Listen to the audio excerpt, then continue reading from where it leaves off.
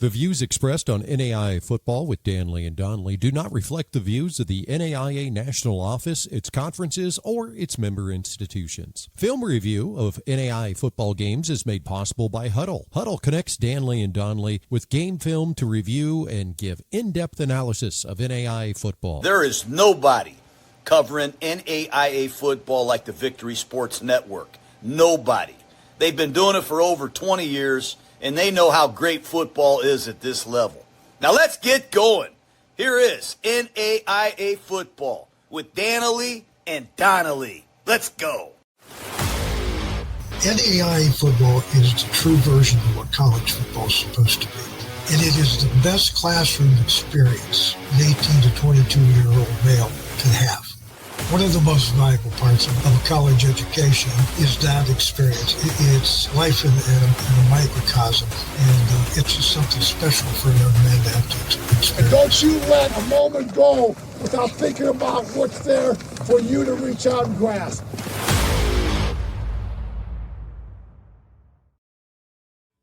Welcome into NAIA Football with Dannelly and Donley. I am your host, Jason Dannelly, bringing you another week of NAIA football as we venture into week 0 and all of the great things that come with that. That being, of course, the start of the NAIA football season. And we are more than excited. We're pumped. We're all the things right now. We're emotional. We've got feelings of past seasons and what future seasons could bring. I don't know what the hell I'm saying.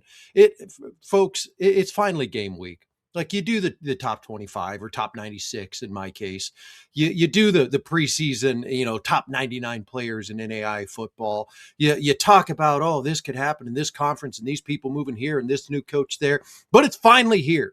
We finally can just talk about football. And if you like the football that we talk about, well, one thing you can do, folks, is consider donating to the Victory Sports Network. We are ad-free. We do not run ads on victorysportsnetwork.com. You might see an ad on YouTube or something like that because I can't control YouTube. But if you like what we're talking about, you like what we're doing here at the Victory Sports Network, go to victorysportsnetwork.com, click the donate link up top, and chip in a donation. Doesn't have to be anything big. It could be $25, it could be $10, it could be $5, it could be $100, it could be $1,000.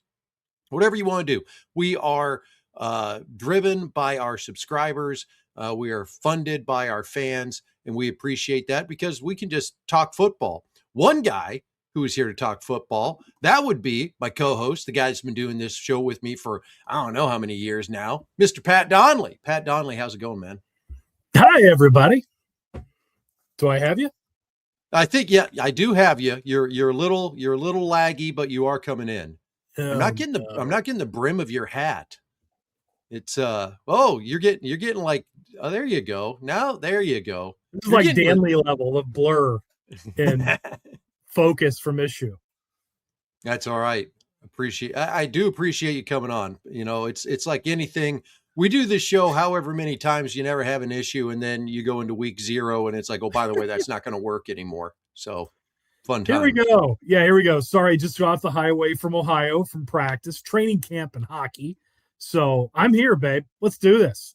All right, let's get it going. So one thing Pat and I are going to do tonight, we're going to talk about the biggest games. We're going to talk about, what's happening this week in NAIA football. A reminder, I had somebody ask me this because I came out with the top 96, and they said, well, you're going to do a ranking after week 0. No, not enough teams play. I want to get through week 1. We'll have our first official ranking for NAIA football on September 7th. So for those of you wondering, our next top 25 poll will come out then, and look forward to that. So Pat and I are going to talk about top games. One thing that Pat and I are also going to do, we're going to throw it in there a little bit, something a little bit different this week. In our overtime segment, we are going to talk about the top football songs, top pregame football songs, non like crowd friendly. These aren't the ones like as the kids are out warming up and doing their thing and whatever that you're listening to. These are in the locker room. Like, what are we listening to in there? That's what we're going after. And did you put a little research into your list there, Pat? I don't have to, man. I am a music guy. I've been waiting for a music topic on this show for 4 years. I'm so excited. Yes, I am too. Mostly just because when I what's the easiest way to do this? I'm a music guy too, and I have maybe a different musical taste than a lot of people out there. So because of that, like some of the songs I'm probably going to throw in there, I think some people are going to be like, "What? What the hell are you talking about?" So if you want to join that conversation for pregame music, throw it in the comments. We'll get to it here after the show. Talk more about music at the end of the show, and you can of course jump in on the conversation right then and there. With that said, let's get talking about what's happening in NAIA football this week. It is game week, Pat. It's time to get going. We're going to run through a couple of these slides before we really get into the breakdown. We got a lot of FCS matchups this week, and this isn't the only slide of FCS matchups. Georgetown is at Butler, Lawrence Tech is at Valpo, and Oklahoma Panhandle State is at Incarnate Word. Of these teams, Pat, I honestly feel like Georgetown has got the best opportunity to come away with the potential FCS upset. We've seen it before. We've seen it with teams out of this league that Butler and Valpo play in the Pioneer League get upset by NAIA schools. Grandview did it a couple years ago, got the win over Drake. There's been teams beat Valpo. Indiana Wesleyan had a close one that, frankly, they should have beat Valpo a couple years ago at Valpo, but a couple turnovers late in that game. When you look at this, I mean, what are your thoughts? Well, the first two had the best chance because they're non-scholarship FCS. Yeah. Incarnate Word is legitimate. I mean, I think even I'm trying to think the quarterback Cam, what's his name? Miami. Cam Ward was at Incarnate Word for a while before he went to Washington State, then to Miami. So they're legit. I don't see that happening in any galaxy that, Oklahoma Panhandle State goes there and makes them even competitive. Probably not. But the first two have a chance. I will tell you not to pump my tires or St. Francis tires. We never lost to Butler. Played them 4 times, never lost to them. And they stopped scheduling us after a while in our time coaching against those guys. Valpo, I think we were 3-1. So we did play them back in the day. Then they stopped scheduling us. So yeah, we were pretty successful against the non-scholarship FCSs. Georgetown, I like their chances. I do think this is a very good Butler staff. The last couple staffs have recruited well and done pretty well. So I think it's a pretty good game. I'd expect this to be a very competitive game. I think Lawrence Tech, it's a new staff. I'm not real sure. Valpo's not been real strong lately. They've had some turnover in their staffs the last couple of years. So, I think those are competitive games. I don't think a whole lot of game 3 there with Incarnate Word, paying probably a guarantee to Panhandle State to play. So they're different in that regard. Yeah, I like Georgetown's chances because I think what Butler seen on film of them last year, it's a different team. There's some more talent in the backfield. There's going to be a new quarterback at Georgetown as well. So there's it's a different team, and Georgetown's got the element of surprise. Lawrence Tech, an improving football program. I'm like you. I like their chances to be very competitive against Valpo. I'm probably 50-50 on what could happen there. And Oklahoma Panhandle State, yeah, they're going down into San Antonio. They're going to play Incarnate Word. Incarnate Word's as you said, a legit FCS top 25 team postseason. This is going to be a tough game for Oklahoma Panhandle State. It's ultimately one of those games you just hope the Aggies come out of it healthy. If anything, it's the whole iron sharpens iron. You go against a high level of competition, maybe that gets you ready for the stretch of the Sooner Conference there. So those are 3 games that are happening this week as we kick off week 0. Now we're going to get to the top 25 matchups. We're going to get to the Copper game. We're going to get to St. Francis and Campbellsville. Stay with us, folks. There's a lot of great NAIA football. We want to talk about a lot of these great games that are happening this week. A couple more FCS matchups. You've got Northwestern at Western Illinois, St. Francis, Illinois at Illinois State, and Kentucky Wesleyan, a D2, going to Kentucky Christian. So you're going from Owensboro to Grayson for that game. I had to double check that. I'm like, there's no way a D2 was going to go to the NAIA, but they are in this case. So good on Kentucky Christian. I like what Kentucky Christian is bringing to the field this year. I'm going to be honest. I don't know a lot about Kentucky Wesleyan. They're not a top 25 program in Division II. So I kind of like KCU's chances, but you are dealing with a higher scholarship limit there. it could be an interesting one. Those first two games, though, St. Francis, Illinois, that's a tough one. Northwestern, I don't know. I feel like they could be really competitive against Western Illinois. I don't know if they're going to get that win, though. That'd be a huge upset, in my opinion. Huge upset if Northwestern can do it. I think Northwestern's national championship team from a few years ago with Gramstead and those guys, I'd like to have seen that game or that group go to play Western Illinois. I don't think Western Illinois is a national power at the FCS level. They're a good team.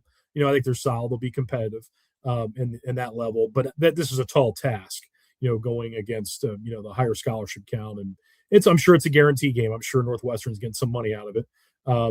St. Francis, Illinois just did the sign of the cross. I'm blessing them. That's going to be a challenge. I mean, defending national runner-up. They win it last year. I'm trying to think now. It's all running together for me now. National runner-up. They knocked off NDSU in round 1 or round 2. Correct. Made it to the championship. Illinois State's real good. That's a great program. They were a juggernaut last year. Yeah, if they beat the Bison, they're no joke. So Illinois State's, good luck, St. Francis, Illinois. Good luck, Saints.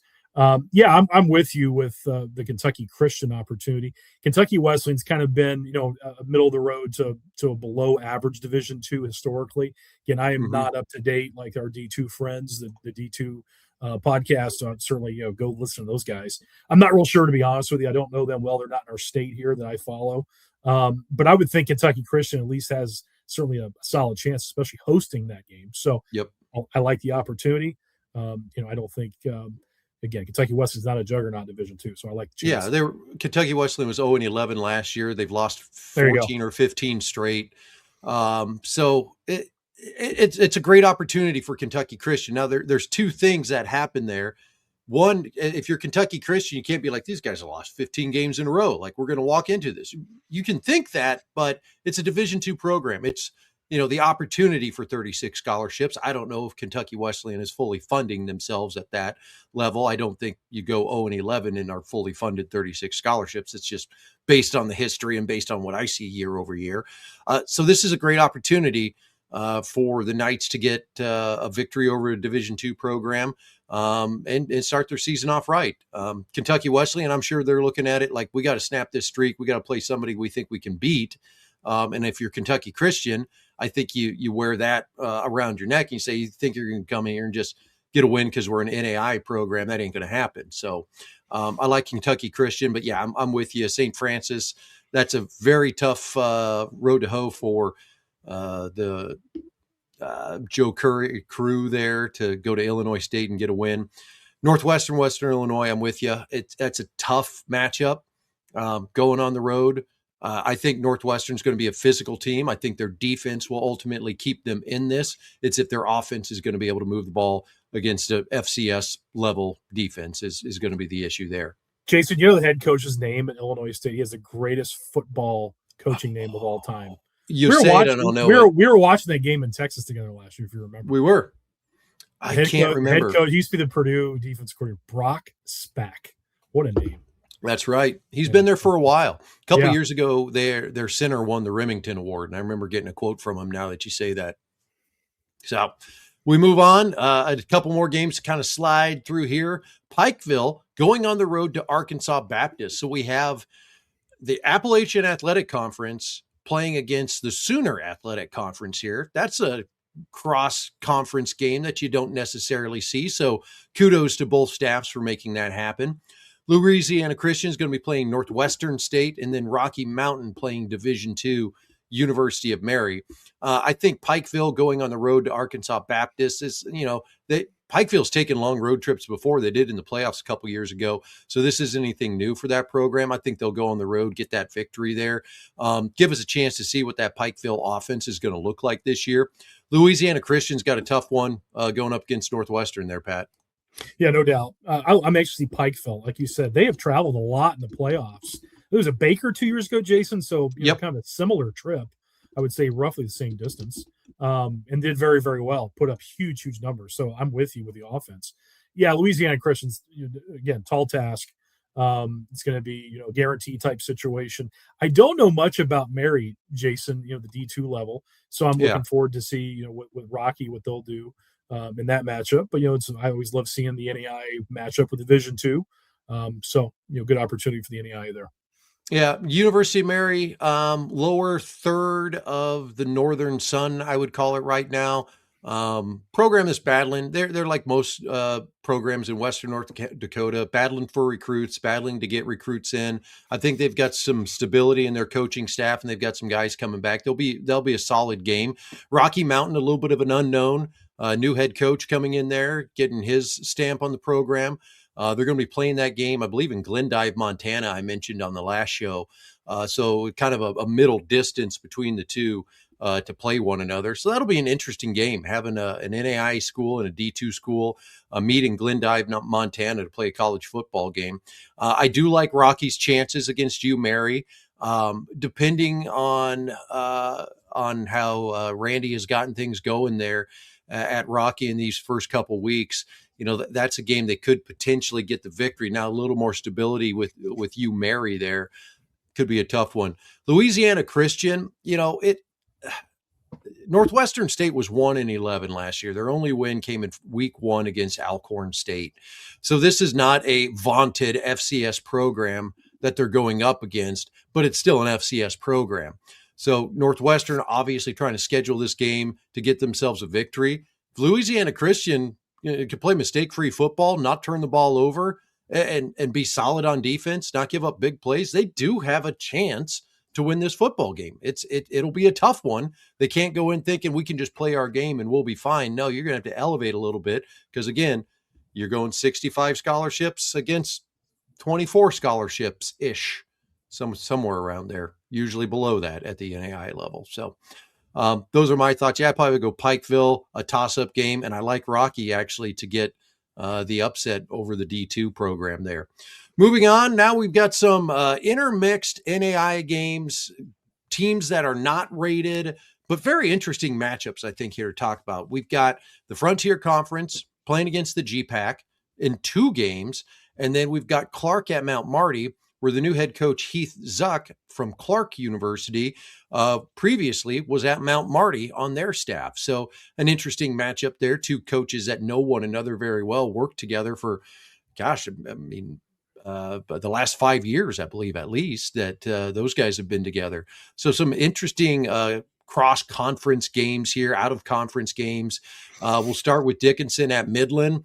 Midland, they need signature wins. They need to win the games that they're supposed to win if they're going to turn the corner. And playing a 3-17 from last year at home, week 0, this is a game Midland needs to win to prove that they can get out of that 6-5, 7-4 record that they've just kind of been stuck in these last couple of years and challenge for the top of the conference. Dickinson, on the other hand, they want to bounce back from last year. Yeah, you nailed it, Jason. I couldn't put it any better. I mean, Midland is kind of that middle of the road GPAC team that you see them on film. You're like, this is a good football team, but they've got to somehow eclipse that, that 500 mark or that 7-3, 7-4 mark. And like you said, Dickinson's a game they have to win, non-conference game. But Dickinson, we talked about last week, what are they this year? Was last year an anomaly year, a losing record, which is not customary for that program. Have been a perennial playoff team. And again, obviously now have shifted over to a new conference, but proud program. So I'm anxious to watch the result of this game, no question. It can be very, very interesting. We go down below that. You've got Mayville State at Briar Cliff. Mayville has 10 returning starters on offense, 7 returning starters on the defensive side of the ball. They've got a lot coming back. And this is a program in Briar Cliff that they're going up against that's got a new head coach coming in. They don't return a lot of starters. So Coach Koziel has kind of got it back against the wall. He gets this game at home. Both teams need this victory to get their season started off right. I mean, that's as cliche as it goes. But I think Mayville is the one that really has something to prove. They're going on the road. They've got a lot of starters back. They didn't end up rated real high in the preseason poll for the Frontier Conference East. So ultimately, I think there's a lot on them for this game. Briar Cliff's coming off a 6-5 record, but like I said, they lost a ton, got a new head coach in there. They're still feeling themselves out, and Mayville needs to go into this game as the more experienced team to get the victory. Yeah, absolutely. I mean, Briar Cliff had a good year last year. I mean, one of the better years they've had in some time. And again, like there's some turnover, but they're hosting. there's always going to be that excitement of a new football season, especially at home. So really good challenge for Briar Cliff. Like you said, Mayville is coming in with experience. So again, another really interesting matchup in a cross conference NAIA matchup. So I'm looking forward to this one as well. Some really, really great NAIA matchups across the country in week 0. We've got Clark University starting the Heath Zuck era. They went 2-9 last year. Not a lot of starters returning for Clark, but they've been trying to get themselves right for a couple years. It's a program that is still a fairly new program in terms of college football. They've been around a while, but they just haven't really been able to, turn the corner on things here. And this might be a game against Mount Marty that they could maybe shock Mount Marty a little bit. I mean, I don't think the coaches are going to surprise one another, much at all in this game. But Mount Marty is coming off of a 4-7 year. Maybe we're, after having a winning record the year before, maybe underachieved last year for what they wanted to do. Now they do return Rugby Rykin at the quarterback position, and he can sling it all over the field. So if Mount Marty can get their offense loose, they should win this game. They should handle it. But it will be interesting to see just the heart playing against the GPAC in a non-conference game.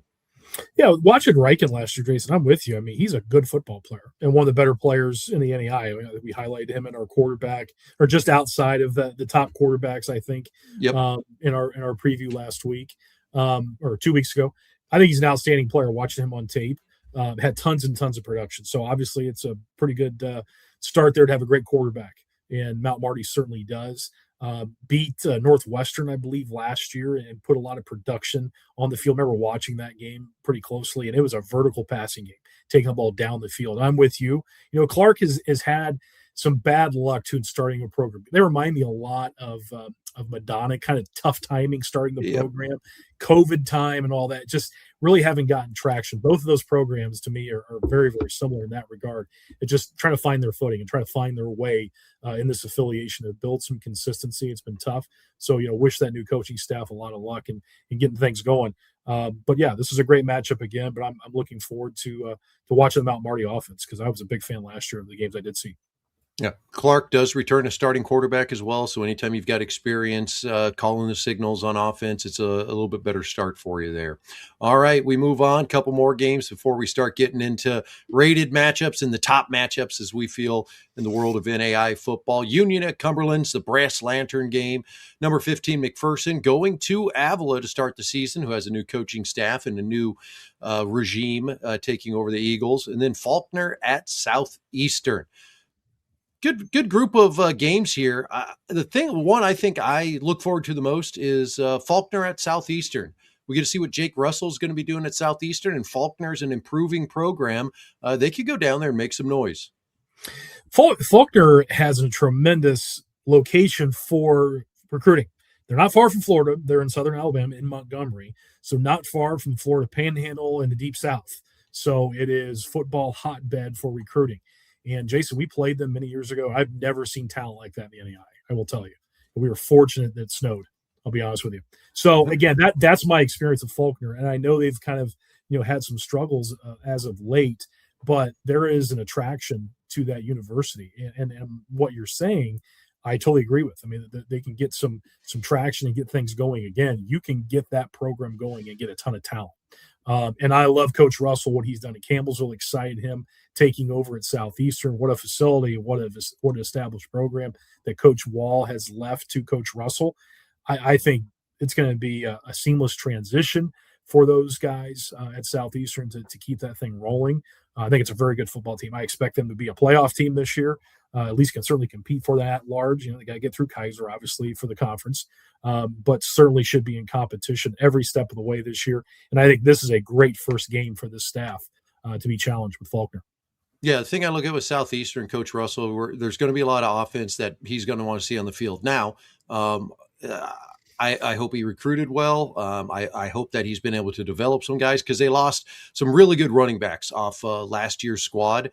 So it's going to be truly a new look offense, a different style of offense, different guys in different positions. They've got a couple offensive linemen in Cody Chisholm and Xavier McKinney Those guys are returning up front to help them out a little bit. But I'm with you.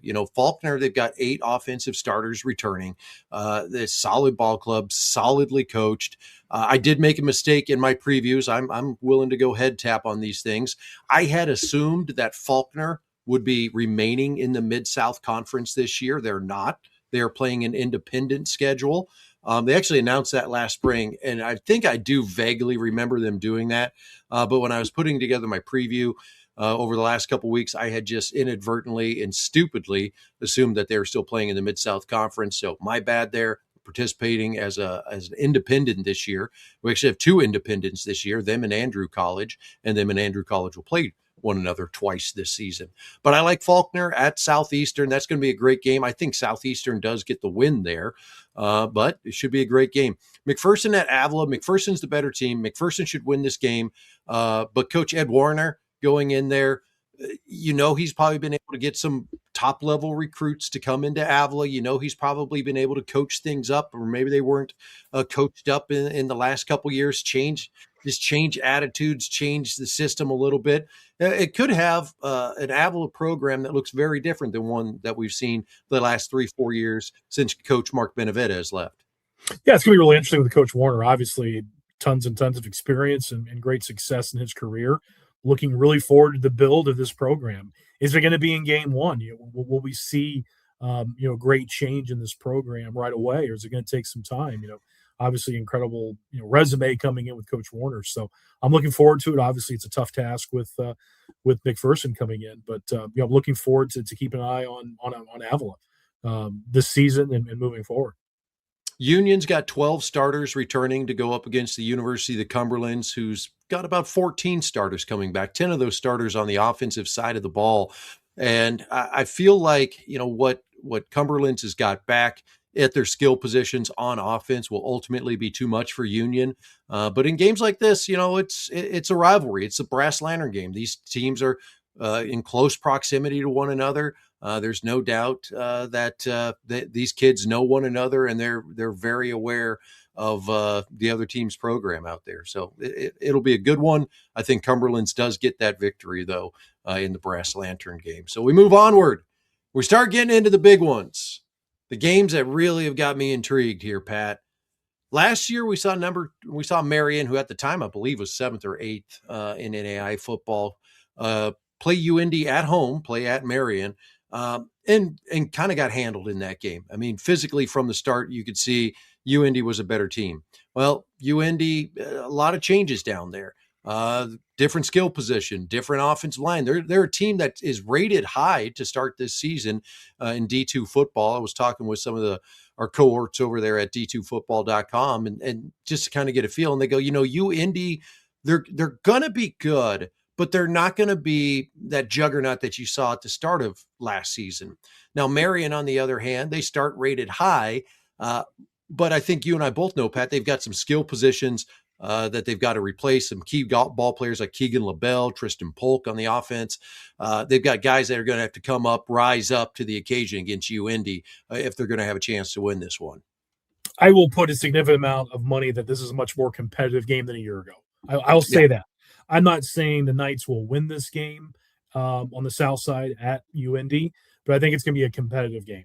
I've got friends on both sides. I'm not going to. I'd like to see the NAIA beat Division II, but I will tell you, I don't believe this is a UND team that they had last year. Like you said, returning Conference Player of the Year quarterback, experience up front, kind of knowing some details of that program. They're not the juggernaut they were. I think it's going to be a build this season of developing some experience and things of that nature in key spots for UND. So with that being said, and Marion's going to have the same type of situation. I think Marion's got some more key guys up front returning and some guys on defense that are coming back. Obviously quarterback and LaBelle was a bell cow for them for many years at running back. But I do think Marion, has probably maybe some experience more, like I said, in the line of scrimmage on both sides of the football than even UND. So I like this game. I think this is a really big game, obviously huge in our state where I live. And I'm looking forward to watching this very, very closely. And again, I'm not saying Marion's going to win this game, but I will put a significant amount of money that it's not a 3 or 4 score game like it was last year. Without question. It'll be competitive. The biggest thing I look at with Marion here, and let me pull my list up real quick, is what you alluded to there. They've got some guys that are returning up front on the offensive line: Reese Byerly, Trent Allen, Andre Dumas, and then Matthias Pilkington. You know, Pilkington being a tight end, but you've got some experience returning on the offensive line. And anytime that we get out of these out of division games where you're playing a D2 or an FCS, I instantly go to offensive and defensive line. What's returning? What's the size matchups look like? And that'll give me an idea if they're actually going to have a chance to win that football game. And I look at this and I say, yeah, all right, Marion on the offensive line, they return quite a few guys. Defensively, they return Luke Schwartz at D tackle, Darian Dixon at defensive end. You know, that's a pretty good start. A couple linebackers behind that, and Cade Houseman and Wyatt Woodall. So I think they've got the guys there to keep it competitive. And ultimately, if you can be competitive for 3 quarters, fourth quarter is anybody's ball game. And that's ultimately what we're looking for between these two. We roll on. Taylor at Olivet Nazarene. We talked a little bit about this one a couple weeks ago. Very interesting game. Both of these teams have an opportunity this year, I think, to challenge in their divisions and turn the corner. And this was a highly competitive game last year, went into overtime. I think we'll see the same thing again this year, Pat. And, you know, it's skill position play, it's quarterback play, but ultimately somebody's going to need to have a defense step up to win this football game. You nailed it. I mean, I think there's going to be a lot of points on the board. It was a wild one last year. Tons of scoring, early scoring. I think, again, I'm going to set myself up to remember this again. I think one of the teams jumped out to early lead, came back, but it got up into the high 30s. I want to say the final score ended up being was in the 40s in overtime. I mean, it was like 55, 52, 53, 50 was the final last year. Yeah. I can't remember, it was 1 or 2 overtimes. So it was, I mean, again, all in up and down the field. And, you know, Olivet is more of a kind of a traditional offense when I say that, you know, more balanced and run and pass. And Taylor is kind of that shotgun spread option with a lot of assignment-based, you know, responsibilities for a defense. So, yeah, Taylor's got to, defend, you know, a dual threat quarterback and a guy that can run it and throw it and a balanced attack. And then Olivet's got to defend, you know, some spread options. So these defenses do have to step up, Jason. And they certainly did not do a great job against one another last year because the ball was all up and down the field and tons of production. So very, very exciting game. A guy like me, I love watching games like that. But, you know, like you said, I totally agree. Both these teams have to be much more stout defensively who's going to win this football game. But here's the thing, Jason, like you said, I think this really sets up the victor of this game up very, very well for the season. It really gives them a lot of confidence. This is a rivalry game. You know, they're opposite sides of the division in the conference, or opposite sides of the conference. This is a rivalry game. They played a long, long time over the years and similar institutions, and it's a big deal. This is a bragging rights type game for these schools. Yeah, I absolutely agree with you. I mean, it's the Mid-States Football Association. It's a non-conference game, but it's a conference game. You know, I know they're split into divisions, but these two teams have played one another for years and years and years. I go back to this being a game where these guys went up against one another. Gary Newsom was the head coach at Olivet, and Steve Wilt was the head coach at Taylor University. And they've been playing each other year in and year out, probably regardless of division. I'm with you, though, Pat. You got a dual threat quarterback on the one side you got to try to defend, and you've got a spread option on the other side. It's one of those games, you kind of alluded to it. You love watching, but I would bet it's not one that you loved to coach in back in the day. It's stressful. It's a lot of fun to watch. But, yeah, I expect to be high scoring again. I think this is a must-watch game if you want to see a lot of points on the board, because it was certainly exciting last year. But I think this is a coin flip game for me, Jason. Honestly, yeah. I couldn't pick this game. If I was, you know, I guess it's in Bourbonnais, it's at Olivet, so maybe it's a field goal, you know, to the Tigers, but it's real close. I mean, I think this is one of the most competitive games of Week 0, in my opinion. Nope, I absolutely agree with you. And my thing is, like, today, I'd probably pick Olivet Nazarene today. By Thursday, I could be picking Taylor. I mean, I guess if I got to go on record, I'm going to say I'm going to pick Olivet Nazarene to win this game. But it's going to be a matchup, I think, a lot like last year, where we're going to see it's much watch TV. And hey, Trojans and Tigers, don't make fools of Pat and Jason. Like, we're telling everybody, you need to watch this game. Like, it's not a top 25 game, but it's probably going to be the most entertaining game of the weekend. Don't throw a freaking dud out there when you guys go to play, please. All right. It's going to be a 10-6 game. Yeah. Like, oh, real good game, Pat and JD. Really know football, don't you? Right. No, we don't. You got Graceland at William Penn. Interesting game. A little bit of a rivalry there. Teams are close to one another. Heart conference game. Heart of America non-conference game, I should say. Or no, conference game. Yeah, these both in the North. What am I saying? Idiot. Dumb. Anyway, you've got Graceland, who for 3 years now we've been saying is going to turn the corner. At this point, I'm just like, you guys got to do something. You got to do something to turn the corner and actually prove it to me. This is one of those games that you could do it by going on the road, knocking off a top 25 team. William Penn graduated some really talented ball players. They've got some really good dudes coming back. This is one of those toss-up games where it's like, yeah, just because William Penn's rated 12th and had a great season last year, I'm not just going to hand it to him because I never know what's going to come out of Graceland, man. I'm with you. And what does William Penn really have in those key spots that they're replacing? I mean, the best William Penn team in at least memory. I'm not going to say history because they played. I'm going to say history, man. I'm going to say history. Yeah. You're the historian probably more than I am, certainly. But certainly I can never remember. I mean, it's a great football team last year. And they've got something rolling in Oskaloosa. There's no doubt about it. There's an excitement there. So I'm going to just kind of go off of that momentum and say that the Statesmen are going to reload and figure this thing out and have another great season. I'm going to say that and say they're going to win this football game. That's just my opinion. But I don't know who's going to play quarterback and tailback. I mean, we'll have the depth chart and all that, but we don't know anything really about those players because they're replacing key guys. But there's something cooking there. I mean, there's some positive vibes and results there. And they're a good football team, and I'm expecting good things from them once again this season. I'm with you on Graceland, too. Yeah, I mean, it's time. I mean, Graceland's got C.J. Brooks back at quarterback. They've got Javin Minor back at running back. That's a really good start right there. That's two really good ball players that can get the job done. Brooks has got more experience at the starting quarterback position than what William Penn will have coming out of their backfield. And William Penn relied so heavily last year on the run game. That's kind of the thing I look at is, all right, you got to have somebody run the ball other than Des Loring this year. There's guys there. There's guys that'll do it.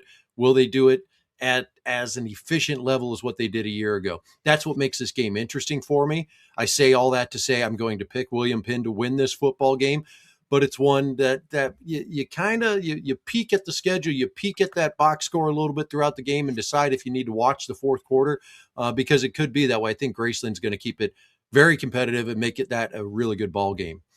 We've got Sun Conference going up against Mid-South Conference is number 16 St. Thomas and the new look Bobcats under head coach Drew Davis. We'll go to Cumberland, take on Coach Mathis up there in the very owly group at Cumberland. That's a tough place to go in and get a victory. They've got a real distinct, I feel like, home field advantage there at Cumberland, Tennessee. And that's not going to be an easy game for St. Thomas just to walk into, man, and think like, all right, we're top 25 team. We're going on the road. Cumberland last year, yeah, they were 7-4, but maybe they got some wins that were on the lucky side. No, that's going to be a very tough Cumberland team.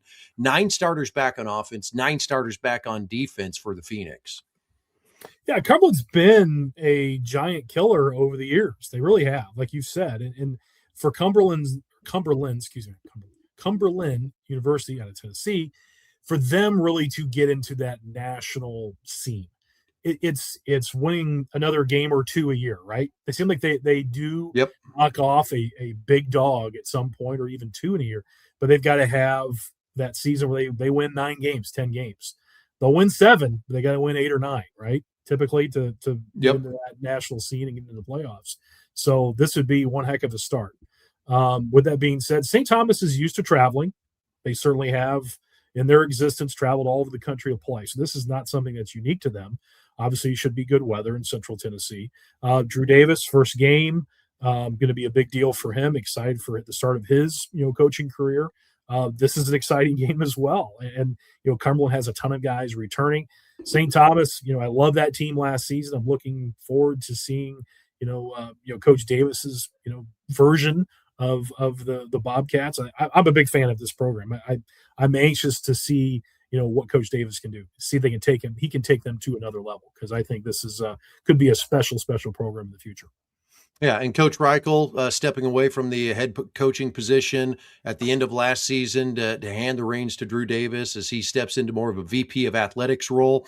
That's always good when you've got a football mind running your athletic department for the football program. Typically, it is. Sometimes you can't show favoritism to the football program, but I really feel like the St. Thomas football program has the opportunity to really be, the highlight of that Miami Gardens program down there and be something that can win national championships. They've got the facilities, they've got the recruiting base.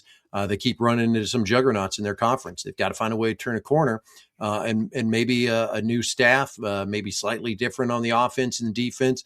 Allows you to do that. It's an all new coordinator staff. I mean, the guys that were around last year with Coach Reichel are not around this year as offensive and defensive coordinators. So you've got Mickey O'Rourke, who came over from Kaiser University. He's a special teams guy, linebacker coach, and you got a new offensive coordinator there too. He does have the opportunity to have Isaiah Lopez and Jaden Alverganga, I believe, back at the running back position, as well as Jaden Fox Harrington at the wide receiver position. So with that said, there's talent there for St. Thomas, but it is going to be a tough game. 9 starters back on both sides of the ball for Cumberland University. You got Jake Parker running the helm again for that Phoenix offense.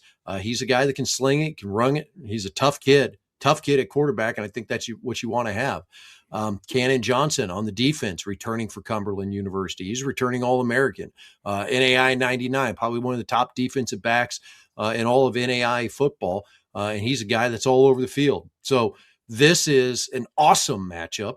I'm glad these two schools got together to play it. I'm glad St. Thomas isn't afraid to, get out of the great state of Florida. They did it a couple of years ago, St. Xavier University. They did with, was it Indiana Wesleyan last year? 2 years ago? No, that was Kaiser last year. That's right. But St. Thomas every year, they went to Carroll College a couple years ago.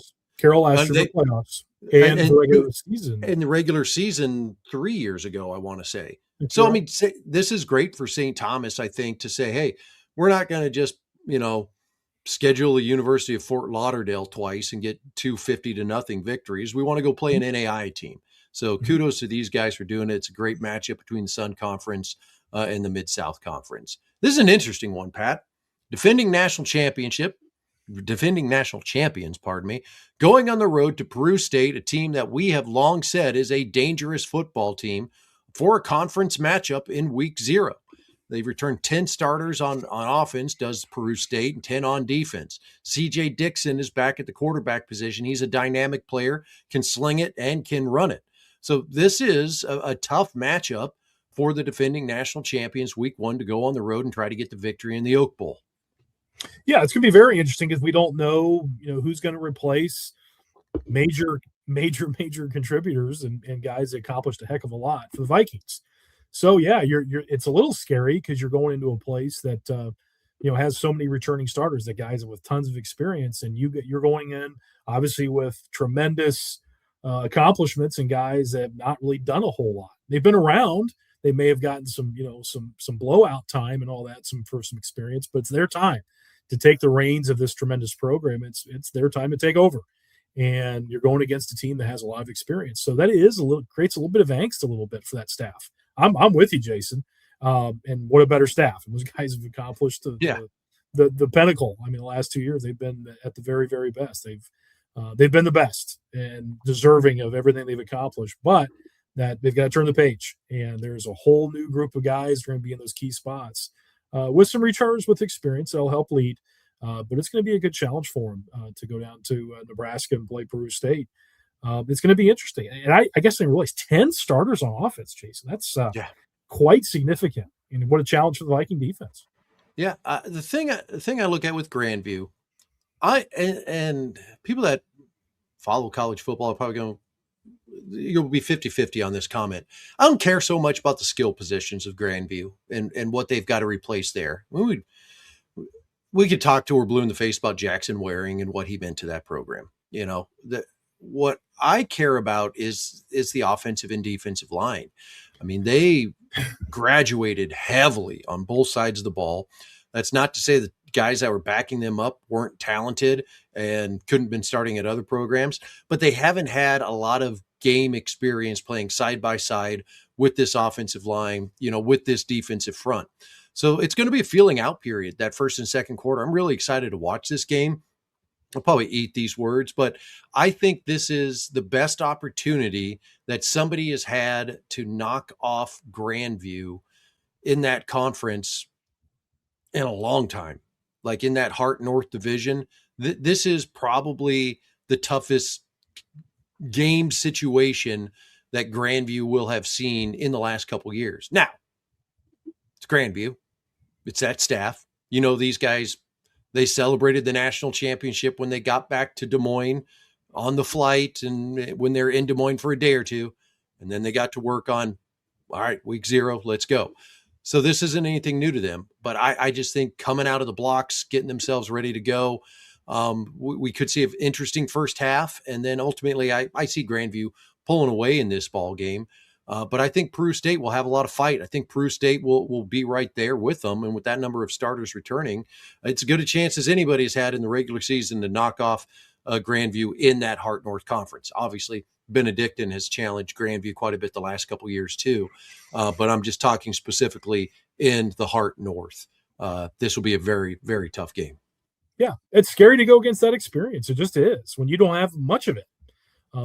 Even with all the accomplishments. So I'm with you, Jason. This could be interesting. Again, I'm not taking a bet on Peru State winning this game, but could be interesting, certainly. Picturesque college football in the Oak Bowl. Check it out this week, folks. Number 1, Grandview and Peru State. Get down to your neck of the woods, the program that you used to be a part of on a day-to-day basis, the University of St. Francis, number 17 team in the country, taking on the new-look Campbellsville Fighting Tigers. And Coach Hunter Brown making his head coaching debut for Campbellsville. This will be a good one, Pat. Mid-South, mid-states, duking out against one another in a game that went down to the wire last year. Sure did. I think this is really interesting. Long trip for the Cougars heading south into Kentucky. I think the Cougars defense will put forth a better effort this season in general. I thought Campbellsville really had a great day offensively against the Cougars. Had tough times in the RPO game. Don't know what the changes offensively will be with the new staff. So that's going to be a challenge for the Cougars, obviously being presented a new staff. So there's not a whole lot to go off of from a systematic standpoint, seeing a new staff. So some challenges for the Cougars there. But I think from a personnel standpoint for the Cougars, I think they're going to be a stronger defensive unit collectively. Secondary linebackers, especially more experienced, like they're going to be a stronger unit. I think the challenge for the Cougars is obviously replacing an experienced quarterback. I think Josh Culp was a heck of a player, kind of an underrated player throughout his career, but a very, very effective quarterback. And I think they know who their starter is going to be at this point, obviously, but they had a quarterback battle, I think, through camp. So that's going to be a big, question, who's going to replace, Josh Culp. So that's going to be a pretty interesting part of it. I think they have a good running game and a strong defense, like I said. I think that's kind of keys to the St. Francis football team for this season. From Campbellsville standpoint, I'm anxious to see is it Coach Hunter, you said? Yep, Hunter Brown. Hunter Brown. Hunter Brown coming in, alumni. I think he's a younger coach looking at his bio, played not long ago there, looking at him. Real young guy. It's kind of crazy. We must be getting old, Jason, because these guys that we've kind of watched and covered, they're really young. Yeah. Coming back to their alma maters and coaching. So anxious to see what he's going to do with this program.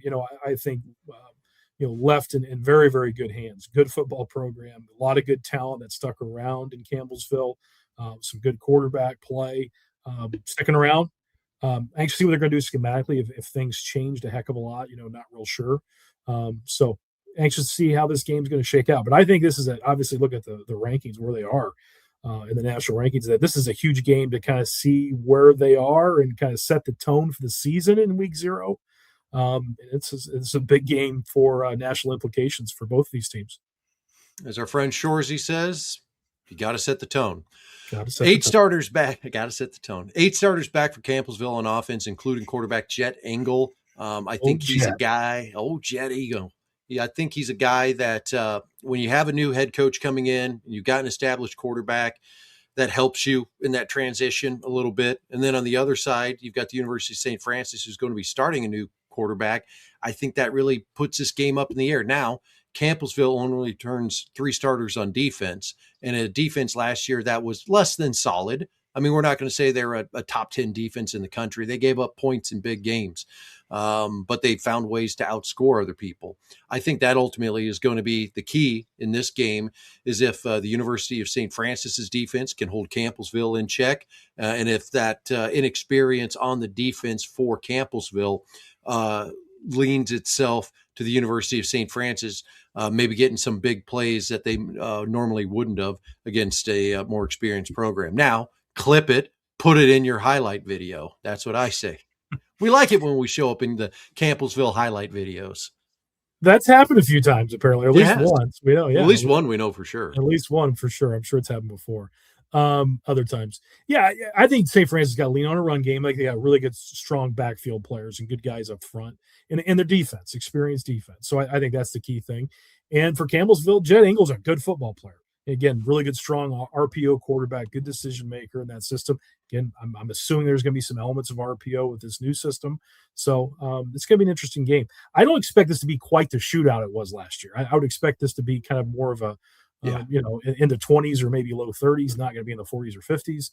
I think this is going to be more of a reasonable score, if you will. But I think it's going to be a good football game and a big-time game for both these programs to start the season. Yeah, the good old-fashioned 24-17, 21-17, that sort of game. 28-24, 28-24. Yeah, something like that maybe. Yeah, I'm gonna lean towards Campbellsville on this one. I think the Fighting Tigers getting this game at home, returning quarterback. I like the mojo that Campbellsville's got out there right now. I think it's gonna be a very close game. Like I said, probably a 21-17, 24-21, 24-17 style of game. But I'm gonna lean towards Campbellsville on this one, Pat. I'm going to take my Cougs 28-24. There you go.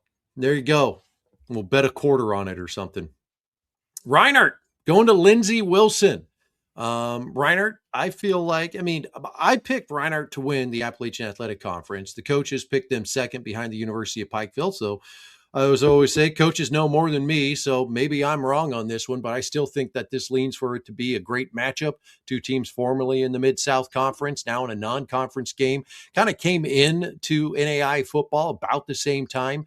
Lindsey Wilson with a ton of returning talent. We're very high on what we think this program can accomplish this year.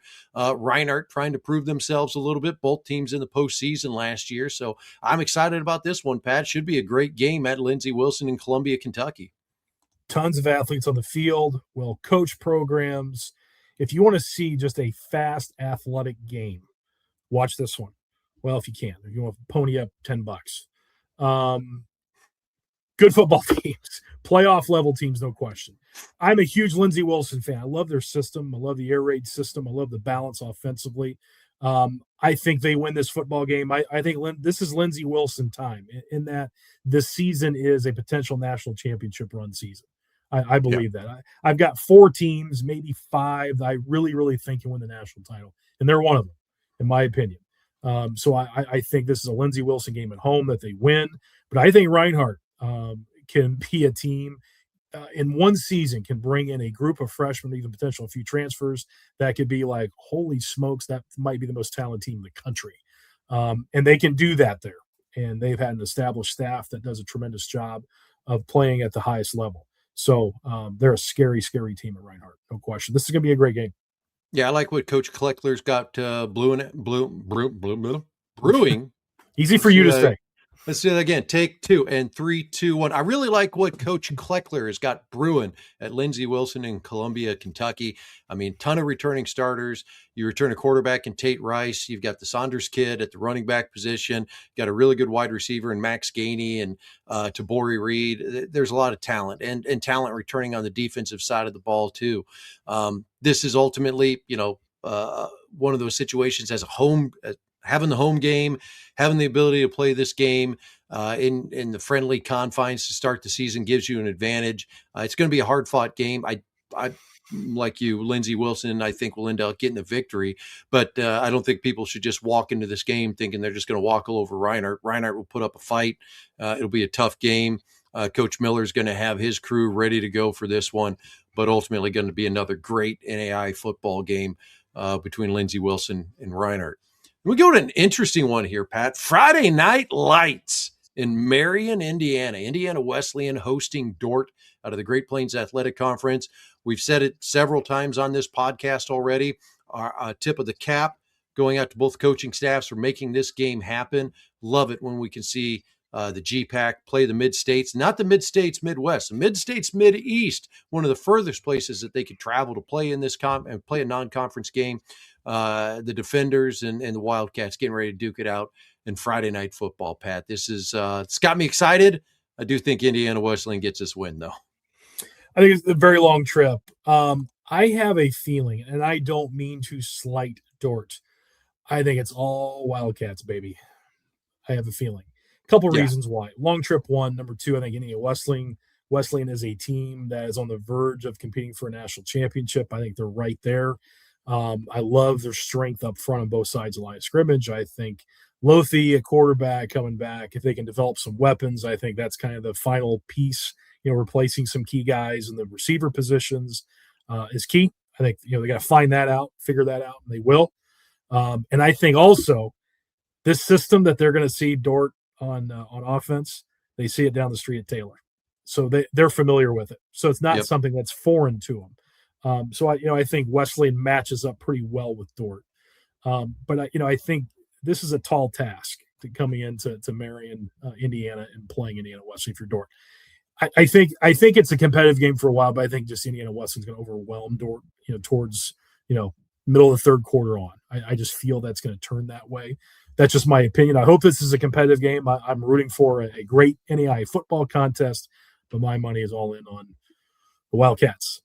Yeah, Noah Strickfaden returning at the quarterback position for Dort University. That obviously gives the Defenders a little bit of an experience level there that other teams that'll play Indiana Wesleyan won't have. I think you return a starting quarterback.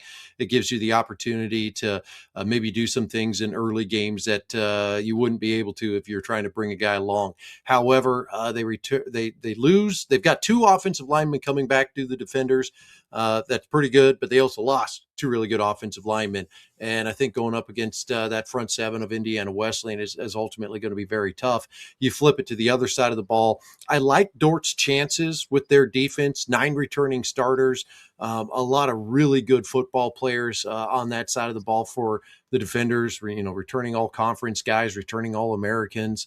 I like what they've got defensively to potentially keep Indiana Wesleyan at bay and not have Indiana Wesleyan go out in week one and put 60, 70 points on the board. But that Indiana Wesleyan offense is going to be rolling. Aaron Lothey at the starting quarterback position for Indiana Wesleyan is he can sling it around the field. He's got a lot of weapons to get it to. And more importantly, he's got 4 or 5 guys up front with experience that have played together with one another for a bunch of snaps over the last couple of years. So I do like Indiana Wesleyan in this game. I ultimately don't think the final score of this game will be indicative of how good of a football team Dort is, because I think Indiana Wesleyan, they'll continue to score in this game. And I think early on, we'll see it tight. We'll see a 17-14, a 21-17 ball game.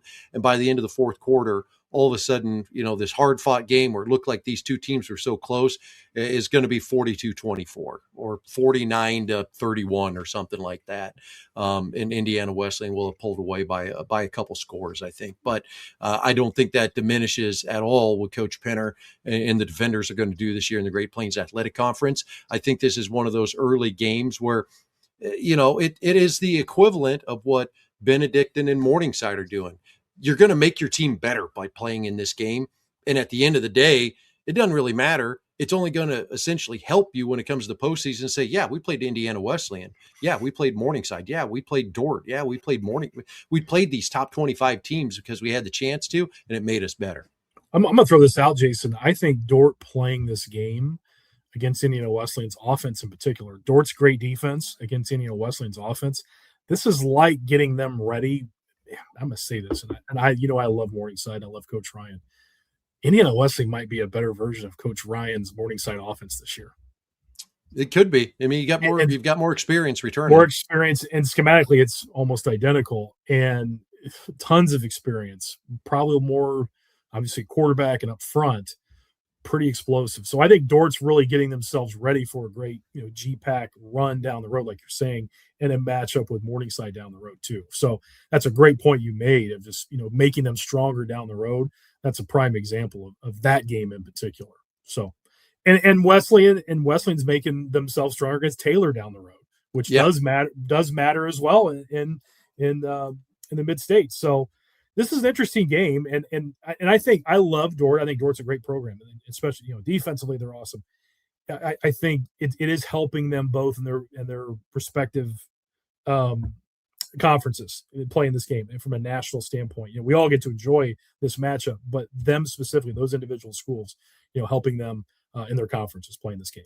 It's going to be an interesting game. Long trip though.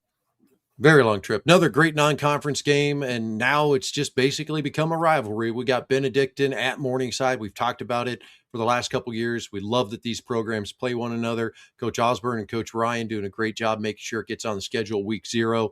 The interesting game because we don't return starters at quarterbacks. We got new guys coming in to lead the offense. We've got losses on defense that you're going to have to replace some really good ball players, some All-Americans. So a lot of question marks in this game between the Ravens and the Mustangs.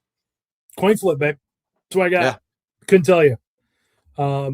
It's in Sioux City, so Yep. I guess that's maybe slight advantage to the Mustangs. I couldn't tell you because there's just too many holes to fill. We haven't gone to practice and watched the new quarterbacks. We don't know a lot. It's going to be a lot of fun because we're kind of going in blind in a lot of ways with the replacements in these key spots. But I can tell you one thing, both these coaching staffs are maybe the best, certainly in the top 3 or 4 in the country. I think they're incredible. And they've been there and done it, and they've been successful. Certainly Morningside guys have won national championships, and I think the Benedictine guys are on the rise and will get there at some point if they stick around long enough. I think they're great. So I think this game, it's been so tremendous through the times that they've played. I wouldn't expect anything different, and I think it's a coin flip game. Don't really know how to break it down because obviously the key positions we don't know enough about, but it's going to be a great one. It's must see. So looking forward to it. I mean, we've got an idea of who the starters are going to be, at the quarterback position for both teams. We know that Morningside's got Drew Sellen back at the wide receiver position, one of the best wide receivers in the NAIA last year. You've got Benedictine with the wide receiver and Titan Osborne back, who was, kind of a young emerging talent last year. And now he's maybe going to have a little bit more of that offense, flow through him. So you've just got 2 really great programs with a lot of talent, a lot of kids that have worked their butts off over the last 6 to 9 months to get themselves into a starting position that'll finally now have the opportunity to shine and step to the forefront and be the next great leaders of their program. But I'm like you, Pat. I don't know. It's like when we talked earlier in the show. Today, I'll probably pick Morningside because they're at home. By Thursday, I'm probably on Benedictine, and by Saturday morning, I could be back one way or the other. So it's going to be a great football game, and I really hope the folks of Sioux City understand how great of a football program they have there, and that they need to get out and watch the Mustangs, support the Mustangs because that's great football being played over there on the east side of town. And Benedictine, they're going to show up. They've got a great alumni fan base. Those guys are going to be coming in droves up I-29 to watch the Morningside Benedictine, which has just been a great rivalry these last couple of years. And, if you could put a stamp on what NAI football is all about in a regular season game, this is one of them. Then the big one, the Kappa game. Pat, I'm going to this football game. I need to tell you something, Pat. We need to have a talk. I will be with another man on Thursday night. Okay. Yeah. I'm going to be with the D1 Rejects on Thursday night. I'm going to be doing a pregame show with those guys under their flag. Oh, okay. I'm sorry. Right. I'm so sorry. I'm I'm so good. sorry, Pat. Are you okay? I'm good. Sure? Okay. Yeah, I'm good. All right. So we can get to breaking down this game. We're good. This is going to be all right. Good. All right. Ottawa, Arizona, one loss last season, came final week of the season, kept them out of the playoffs. And I think ultimately it's because people just went, we don't know about the Sooner Conference and their best teams and how they're going to do against other top NAI competition. So I think Coach Murphy and the administration at Ottawa said, you know what? Let's go out and play some top NAI competition in a non-conference game here. And they set the bar pretty high, going to Butte, Montana to play Montana Tech. This game has a lot of benefit for Ottawa University. And, my tip of the cap goes to Coach Sampson, because there's not a lot of benefit for him to play this Copper game at home, bring in these great teams, and potentially lose a football game at home. They've continued to do it the last couple of years. They had Georgetown up there. They played Carroll College in a non-conference game. And it just goes to show, like, great football coaches want to play in great football games. They want to give their kids an opportunity to play against the top competition at this level. And these two coaches are doing that, Coach Murphy and Coach Sampson. So I'm looking forward to this one Thursday night. I think Montana Tech has got a ton of talent coming back. Levi Torgerson at the wide receiver position is one of the most dynamic players in the NAI. You've heard me say that on other shows. You get to hear me say it again. Jarrett Wilson was a quarterback that started with no experience last year, and the way that they let that kid progress throughout the season and into the playoffs, they let him get better and better each week. We're going to see a new version of him this year. And you got Ottawa University coming in, a little bit of an unknown of what they're going to do on the offensive side of the ball at that quarterback position. They've got some talent returning at the skill positions and a pretty solid defense. So overall, Pat, this got the makings of just a really nice NAI football game. Well, there's a lot of tipping of the cap to folks here. One, it's got to be you. I'm gonna pump your tires up a little bit, buddy. You've been saying this a while for the Sooner Conference to do this, right? Yeah. To play some teams outside their league, right? To get some attention, to get some legitimacy to their league. I mean, let's be honest. So what happened here, I think, can be brought back to you to some level and others. But like you said, so Coach Sampson, Ottawa, Arizona's administration to make this happen, Coach Murphy, whomever made this happen, great on you. We said 2 years ago for Georgetown going out. We said it for Lindsey Wilson going down to Texas Wesleyan a couple of years ago and return visit. That's all cool. I think more we can do this, the better. We've said this now for a couple of weeks now. We said it all last year. But this is a big deal, and this is providing legitimacy, the national level to the Sooner Conference. Now, with that being said, they got to show up. Yep. They got to perform. And the Copper game is a big deal. And I think Coach Sampson knows that he probably has the best environment, certainly in week 0. I think of all these games, at least, in the NAI level. I'm not going to talk about the FCS games and all that are hosting. But I think at our level, the NAI level, there's not a better home environment for week 0, the first game of the season, than in Butte. It's fantastic. I think it's awesome. I'm jealous that you get to go, not because you're doing something with the D1 reject guy, but I am jealous that you get to be in Butte and I can't, because I would love to see this game. I would love to see Ottawa's Arizona in person. I'd love to be in Butte and be there with the folks for the Copper game, because there's nothing better. And I'm looking forward to see how this game goes. One, I think Montana Tech is one of those teams. I don't know if they're a national championship contender. I think they might be. I think they showed flashes of it last year, Jason.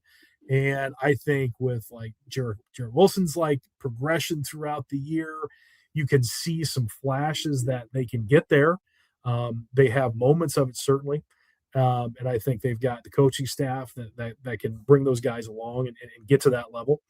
I don't know. I want to see that program this year. And Ottawa, Arizona, like you said, taking the challenge to go up there and play in a big time environment. What do they have? Are they a team that can be in contention at the national level? So this is a big time game and a great marquee game, for us to end on essentially tonight. So I'm jealous that you get to go there and be a part of it in a great environment up there in Montana. Big Sky. I'm excited for a lot of reasons. I'm excited to see Ottawa University in person, OUAZ, finally like in person, in the flesh. I think Coach Murphy is a fantastic coach. He's done a really good job bringing his staff along too. He hired Tim Rosenbach as offensive coordinator this year to kind of give them maybe a little bit different look, give them something that people haven't seen. That puts Montana Tech in a really tough position going into this first game, knowing that, hey, there's a new OC, there's a new quarterback. Yeah, some of those skill position guys are back, like in Marquise Reese, Frankie Valentino at the wide receiver positions. So you know a little bit about them, but you don't exactly know what they're going to be throwing at you. So Montana Tech kind of has their back a little bit against the wall to know what they're going to be getting from Ottawa, Arizona. I think Ottawa, Arizona knows what they're getting from Montana Tech. I mean, I think they can look at last year's film minus a couple ball players and say, okay, this is still what we're going to be up against. We're going to be up against a team that is going to want to run the football for success. They're going to want to be physical on the offensive and defensive line, and then get big plays out of guys like Levi Torgerson and the rest of that offense. So I'm looking forward to it. I think the pregame show starts at like 3:00 local time out there. I mean, it goes from like 3 to 6 right up to kickoff. So I've got a crazy week in front of me before I get to see Montana Tech and Ottawa, Arizona play football. But, tip of the cap to everybody at Ottawa for making it happen, everybody at Montana Tech for making it happen. A Copper Game is kind of becoming the old kickoff classic, I feel like, for NAIA football. Whoever Montana Tech's getting, like the last couple of years, it's really been the game that, yeah, everybody's playing this week. Everybody's going, but what's that Thursday night football game under the lights up in Butte going to be? It's going to be a great one again this year. So I love it. Going back to something you said, Pat, because do you have any final thoughts on this game? I'm going to kind of change subjects and then we'll get into our overtime subject here. Yeah, I'm anxious to see what both teams' approach is going to be. It's Montana Tech, back to the run game and the balance and let Jarrett Wilson kind of manage the game and take his shots. And obviously going to incorporate Torgerson. I'm anxious to see what their approach is going to be. As Ottawa, Arizona come out swinging and be aggressive in kind of a hostile environment. So I love seeing that, the former coach to see what these teams' approach is going to be, coming out in this game. So I'm like everybody else. I'm going to be glued to the streaming and I guess I'm watching on TV now. Got the big streaming television now to be able to watch this thing and be real excited to see what these teams have in store for us to see the big Copper Game. I'm looking forward to it. Can't wait. And a great play-by-play. I love Montana Tech's Paul Panisco, baby. Paul Panisco's fantastic. That whole crew is awesome. I was going to say, what better game to start the season off with than watching Montana Tech's home broadcast? I mean, it's my wife walked in when I had it up on the big screen last year, and she was like, and she's watching it for a little bit, and she's like, "This is an NAIA game." I'm like, "Yeah, this is an." And she's like, "You can't tell the difference." I'm like, "Exactly. That's just how fantastic of a job they do there." So, way to go, Digger crew, and everything that those guys do. Don't screw it up the first game out. We're telling people to watch you. No pressure. Watch them have a new producer, and they're going to be switching mid-play 4 times to make me mental. Inside zone play, wide shot, tight shot, tight shot. Before we even start the season, let's get into overtime now. Before we even start the season, the high 50 if you got 9 cameras, you got 3 cameras, you got 1 camera. The high 50 camera, the midfield camera is your friend. If you start your broadcast and you're following the play with that camera, keep it on that for the play, and then switch to a replay after, switch to the other ones. Whatever you're starting the play on, whatever camera it is, keep it on there. This mid-play where it's like, he's running, oh, we switched camera, now he's going that way. Don't do that. Please, for the love of God. I have really good advice, very simple advice. Because you have 4 cameras, it doesn't mean you have to use them mid-play. Yeah. You can use them for replays, not during the play. Yeah. Unless you've just absolutely lost it and the camera's gone down. Sure. There's situations, but come on. What are we doing here? Not mid-play. Just let it run. I want to see. Before we get into our overtime subject, and for those of you that are watching at home, go ahead and drop in the comments. Pat and I are doing a little thing here.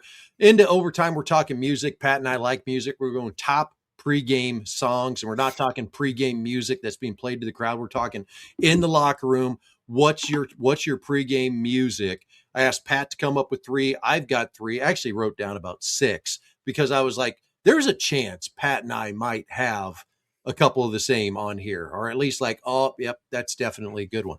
We're going to get into that subject here in a bit. So whatever your pregame song is, drop it in the comments. We'll mention it here on the show. One thing that you said, Pat, talking about the Sooner Athletic Conference and getting some legitimacy there and playing outside of conference. I really look at it like the Sun Conference and the Sooner Conference kind of starting at the same time, kind of being at the start line at the same time.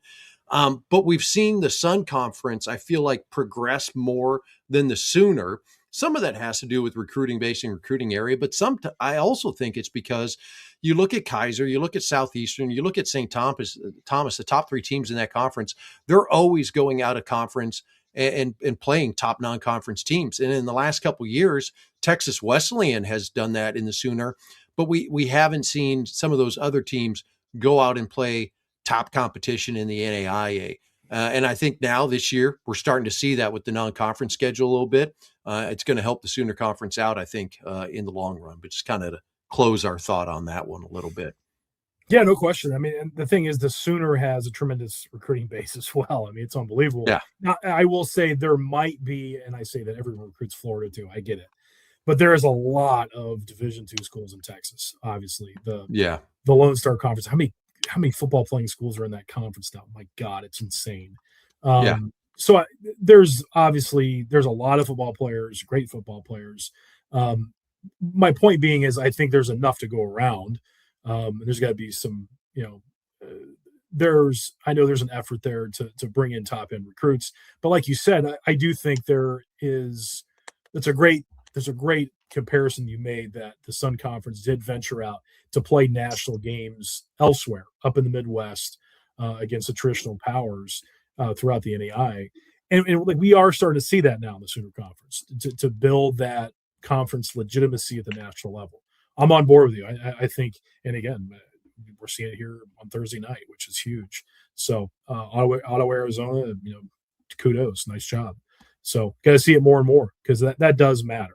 You can't just stay insulated within your conference to expect, hey, just that automatic qualifier, being the only way in. There's got to be some more national exposure. There's got to be more testing out there to show, hey, we are more than just our little conference that is in the corner of the earth that we're in. You got to get out there and venture out and showcase who you are. No doubt. Appreciate everybody checking out the show. We've gone into overtime. Always appreciate your kind words, Dave, for watching our show each and every week. So we're talking music. We're talking pregame sounds, the sights and sounds of what you're going to want to listen to in the locker room before you get ready to go to a game.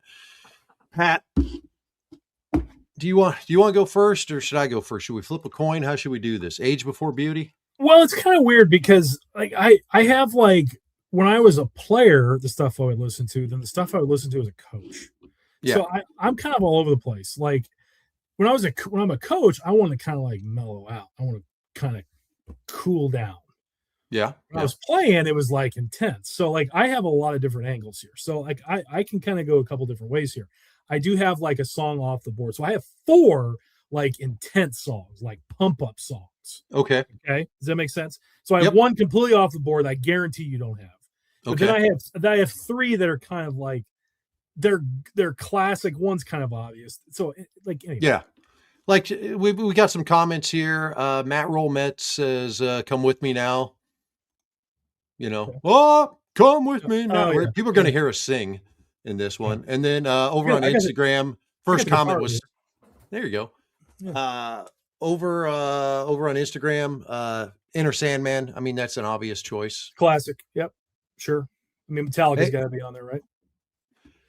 Got a good one here. Appreciate it, Coach. We did not talk about Nelson University and Mid-American Nazarene this week. That will also be a great game. Looking forward to that one. So appreciate Coach Huggins checking things out here. All right, so let's get into music. What do you want to go with, Pat? You want to go off the board? My off the board? Yeah. Song? Okay. You probably haven't heard of this song. So I'm 40. I'll be turning 46 this year. Yep. I'm a huge 90s grunge guy. Yep. I'm a big Alice in Chains fan. Yep. Okay. There's a song called Rain When I Die. Ah, yes. It's a long intro, but like the big guitar riff portion of it, that's like, if I could do a one-arm push-up like Rocky Balboa, I would do it to that song.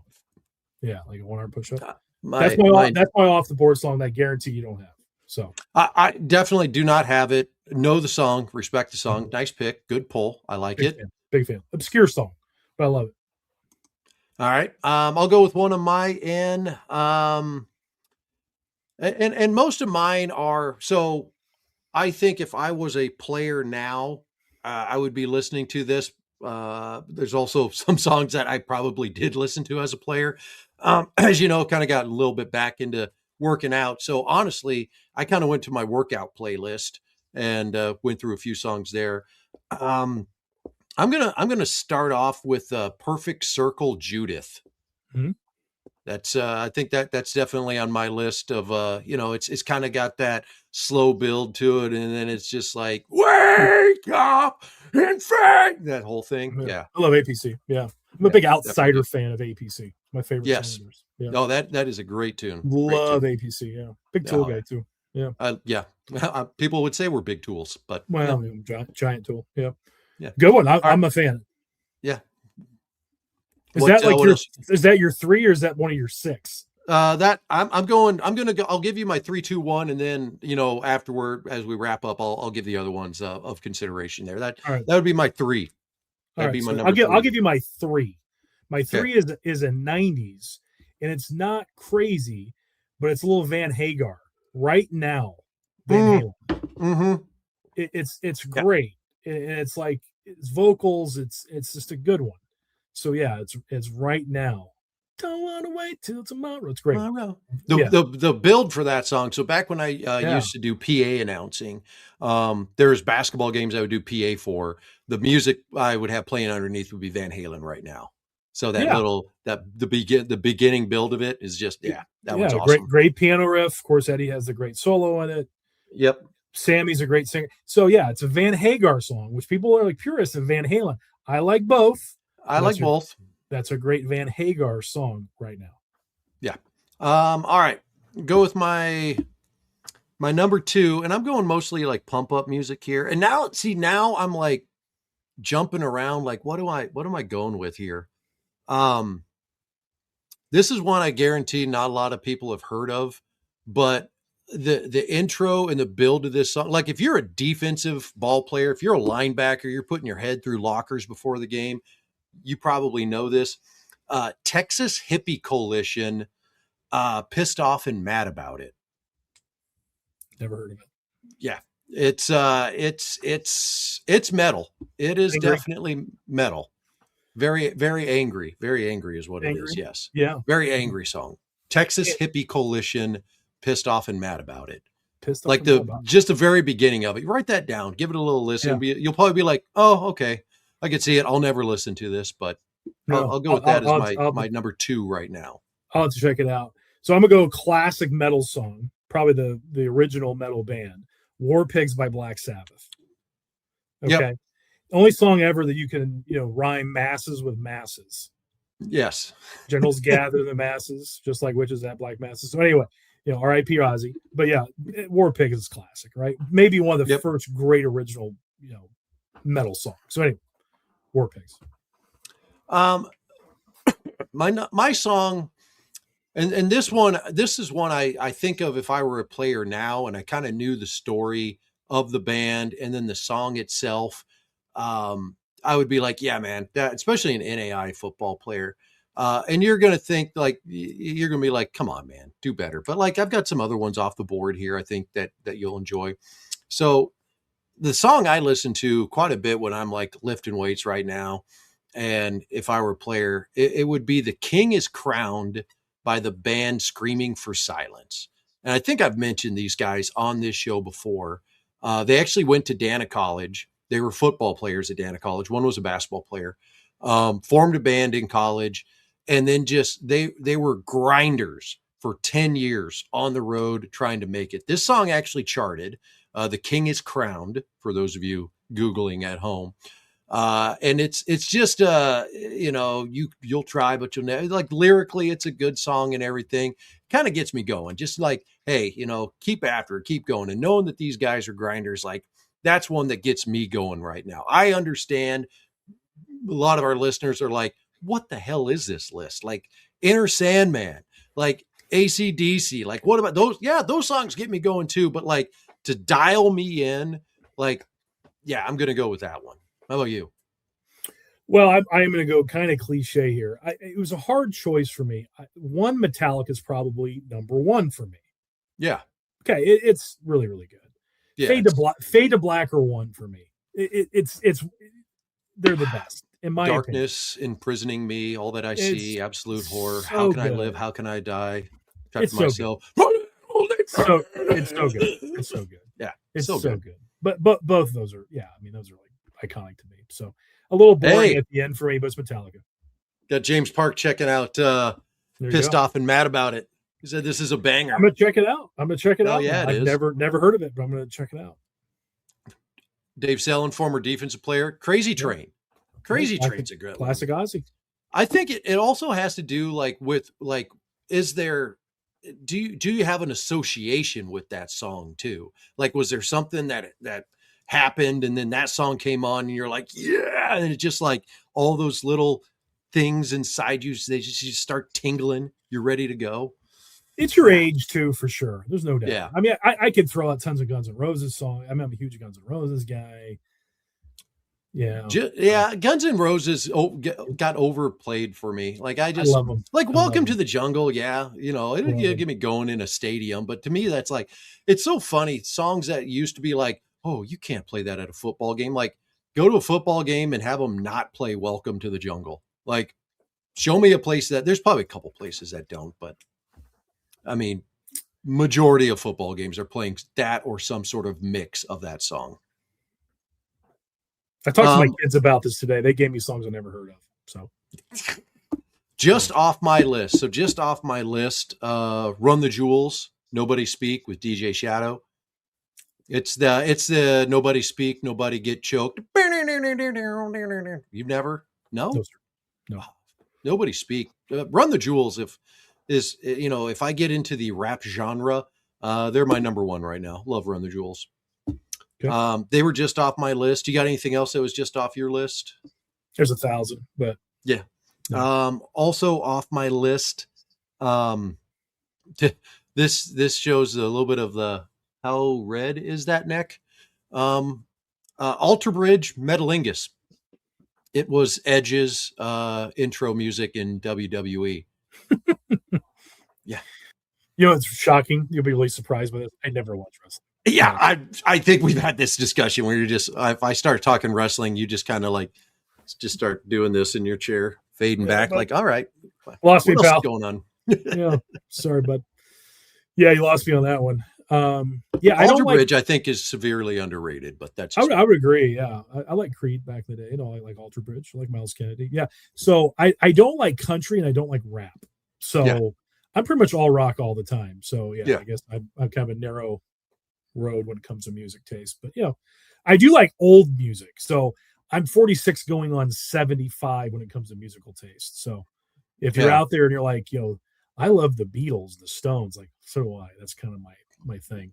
I think the greatest rock and roll band of all time are the Beatles. So that's kind of my thing. But I do love good old hardcore rock and roll too, like hard rock and metal, old school. But I think a guy like you, where you're a rock guy, you're not listening to the other stuff. I respect that because you and I've had some deep music talks where you go that range. Like you said, you go back to the Beatles and you get like you're like, if your rock mood changes, it's like, okay, you're just shifting back a decade. You're shifting forward a decade. And I'm all over the place. I think probably because I'm borderline schizophrenic or ADHD or something. Like right now, super into like rock and metal. A year ago, super into country. Going to a concert this fall. Going to go see Sturgill Simpson, the old Johnny Blue Skies in Kansas City with my brother. The country-ish band Americana. So I'm all over the place with the musical taste. I listened to the whole way home from Ohio, from Toledo today. My son and I listened to Greta Van Fleet. They sound like Led Zeppelin, kind of the new. They're Yeah. a good rock and roll band. Like they sound like a 70s rock and roll band. I like it. So call me cliched rock fan, but they sound like a cliche rock band to me. I like them. So I don't know. Also getting in the comments, Seven Nation Army. Oh yeah, You know, classic. Yeah, classic. Can't go wrong with White Stripes. Great guitar riff. Yeah. Yeah, you won't be able to talk me out of the classics of what get people going and for their music and what they listen to. But any other comments? I saw Stranglehold. That's one of the greatest guitar riffs of all time. I love it. I saw Uncle Ted play open up for somebody one time. My wife drug me to a country concert. I think it was Toby Keith, R.I.P. But I went to see Uncle Ted because I love me some Ted Nugent. And it was fantastic. He's like shooting a flaming arrow on the stage. And then I had to sit through Toby Keith. Again, R.I.P. Not my kind of music. But I did like Uncle Ted. Dave saying that he likes a little Greta Van Fleet as well. Good rock and roll band. Young kids playing rock. I'm on board. Yeah, I'm all for it. The issue I have, and have you ever listened to a Billy Corgan interview, lead singer of Smashing Pumpkins, where he kind of talks about like after the Woodstock 99, like there was a real suppression of rock music because it was like, middle or, young, aggressive men everywhere. It's an interesting theory, but I, as a guy that was a rock radio DJ in the early 2000s and mid 2000s, like I really found like that from like 02 to 09, there was kind of like this peak, and there was a lot of different artists that came out with music that I absolutely loved. And then like from 09 to 14, you saw a lot less of that. And now like there's the amount of new rock bands that I feel like come out and are making a name for themselves is fewer and fewer than what it was like in the late 90s, early 2000s. Like we're still seeing, the mainstays are the ones that people turn to, the Shinedowns and Papa Roaches of the world that have been out for 20 years. We need something new, I feel like, to come along and shake things up a bit. Totally agree. Yeah, I go watch the heritage bands. I'd love to go to Vegas to see the Eagles. Even those guys are in their 70s. I'd still love to go see them. It's like the one heritage band I've not seen. I've seen all the other ones. That's like the one I've not. So yeah, I like the old school stuff. But I've not seen the Eagles. First concert ever for me, the Beach Boys. Love the Beach Boys. Kevin Donnelly's favorite band, the Beach Boys. Really? Yeah. Well, it is Dave Dannelly's favorite band. That'd be my dad. Much less famous football coach. Yep. Famed Little League and Pony League coach in the Merritt Boone Nance League of Nebraska. And by famed, I mean he coached my brother and I. My first concert, and this is back before they went super, super soft, Aerosmith. Oh, there you go. Good rock and roll band, American rock. Yeah, I'll get down with a little Aerosmith. This is pre like, don't want to miss a thing crap. So this is like real like, and I like the 70s and 80s rock and roll band, Aerosmith, not the 90s crap. So pre Alicia Silverstone being in all of their music videos. Correct. Yeah. So that was my first concert. There you go. What else did I have on my list? That was all I wrote down, but like, yeah, good old rock music. Do you know what my coaching pregame playlists were? You'll laugh at me. No, go ahead. I'm with you because you got to have like that calming sense of like, refocus yourself. You can't go out there. No. I would listen to classical music. Honestly, sounds crazy, but I listen to Bach and I would listen to like Vivaldi, a little Mozart to calm down. A little odd. I did just to calm down. I had to get my mind right. I would drink Sebastian Bach. Not that one. Not like 18 in life, you got it. 18 in life, you go. No, sorry, no. I would not listen to Skid Row. No. I would drink green tea and I would listen to classical music, and I always listen to Bob Marley. Yeah, I'm not a Rastafari, and I'm not a dope guy. I never did drugs in my life, but yeah, I would listen to some reggae. I like Bob Marley actually, but yeah, I just had to chill out. I didn't know my mind had to get right. Like I just had to chill out. I'm a high strung guy. Yeah. So to call plays, I had to chill out a little bit. So that's what I would do. I would not listen to One by Metallica or Rain When I Die. It's like just the crazy music to get all amped up to call plays. I had to calm down. If I have to calm down now, I probably go the Sturgill Simpson route. He's got some songs that just kind of bring you down and get you refocused a little bit there. Or I'd listen to some acoustic rock, like listen to the White Album by the Beatles and just calm down, just chill out. Yeah, that's what I would do. Nice. I like this. Yeah. All right. Appreciate the audience interaction, throwing a few of them out there. It's definitely good. I like it. We'll have to have another subject for the end of the show next week. And next week, guess what, Pat? We're You going got to games? talk about results of football games. Like Can't what wait. happened this week. It's going to be awesome, man.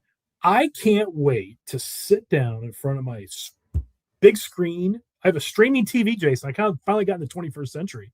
Nice. Finally, we'll watch some games on Thursday night. Friday is going to be a challenge. I want to come back. I'm going to watch the replay of the Iowa Dort game. Then Saturday's going to be jam-packed. Can't wait. Looking forward to it. It's going to be awesome. Yeah. And then we appreciate our friends at Huddle setting us up with our ability to get game film from coaches. Like we went through all those games. There's no way we're able to watch them live. We send a request out to the coaches send us game film, and it gives us the ability to, instead of a 4-hour time block that we kind of got to set down to be able to watch a game, you can knock something out in an hour or less and understand at least what happened in that game so much better. And it gives us an opportunity to speak in depth on NAIA football. So we absolutely appreciate Huddle doing that for us. And moreover, appreciate the coaches trusting us. I think there is a line, an idea out there. Anybody you feel that you share film with, they're just going to share that with everybody else, and all these other people are going to see it, and people are going to find out about you.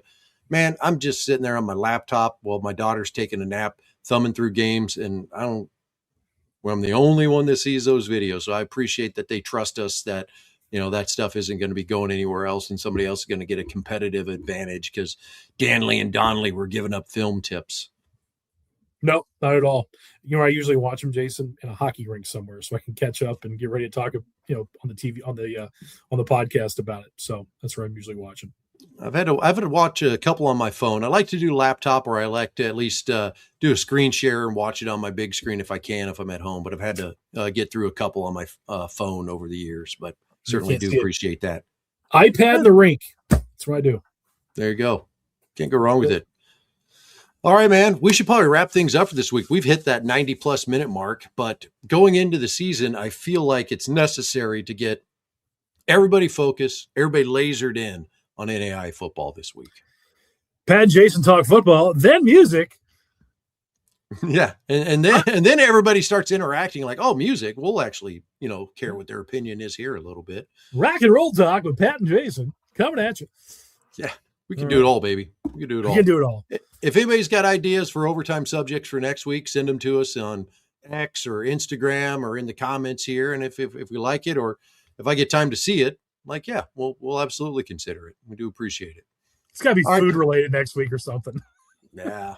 Music, food, travel. Yeah, just go with the big subjects that we like. I like music. I like eating things, putting things in my face hole. That would be like Irish culture. Yeah. It's like one of these two dopes that are probably related back to the old country. Let's see. Irish culture, food, music. That's it. We're going to get to week 5 and be like, I don't know what we should talk about in overtime, man. Running out of ideas. Back to music. Right. Your final thoughts, Pat, and we'll wrap things up. No, excited. With 3 days in a row of football, it's going to be freaking awesome. I can't wait. Excited. I'm pumped up about it too. All right. Looking forward to each and every one of you checking out some NAIA football this week. The games start up on Thursday. Don't forget, we've got a Friday night game to watch this week, all day Saturday.